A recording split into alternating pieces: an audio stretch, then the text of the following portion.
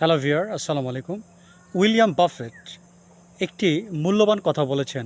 সেটি হচ্ছে, যদি আপনি কোনো মানুষকে যাচাই করতে চান সেই লোকটি সঠিক কিনা, তার জন্য তিনি ৩টি শর্তের কথা বলেছেন।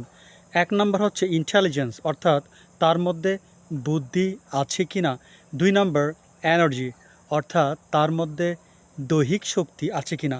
৩ নাম্বার ইন্টেগ্রিটি, অর্থাৎ তার মধ্যে সাধুতা আছে কিনা। কেননা আপনার যদি বুদ্ধি থাকে বাট আপনি যদি ফিজিক্যালি আনফিট হন, তাহলে হবে কি, আপনি আপনার ইন্টেলিজেন্সকে অ্যাপ্লাই করতে পারবেন না। আবার দেখা যায় আপনার মধ্যে এনার্জি আছে বাট আপনার মধ্যে বুদ্ধি নেই, তাহলে একই অবস্থা, আপনি কিন্তু বুদ্ধিকে প্রপারলি কাজে লাগাতে পারবেন না। কিন্তু তিনি আরেকটা কথা বলেছেন, ৩ নাম্বার গুণটি যদি কারো কাছে না থাকে, সেই ধরনের লোক নিয়ে কখনোই মাথা ঘামাবে না।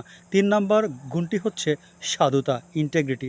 তার মানে পরিশ্রম থাকতে হবে, তার মধ্যে শক্তি থাকতে হবে, বুদ্ধি থাকতে হবে, আর সাধুতা থাকতে হবে। এই ৩টা একটা মানুষের জন্য খুবই গুরুত্বপূর্ণ। কিন্তু ৩ নাম্বার যেটা, অর্থাৎ সাধুতা, যদি কারো মধ্যে না থাকে, তিনি বলেছেন এই ধরনের মানুষ নিয়ে কখনোই মাথা ঘামাবে না, এই ধরনের মানুষকে পরিহার করবে। সো আমরা বুঝতে পারলাম ৩টি গুণ আমাদের মধ্যে অর্জন করা দরকার যদি আমরা জীবনে সাকসিড হই।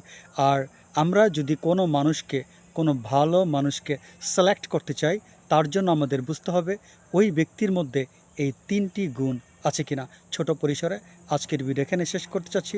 সবাই ভালো থাকেন। আল্লাহ হাফেজ।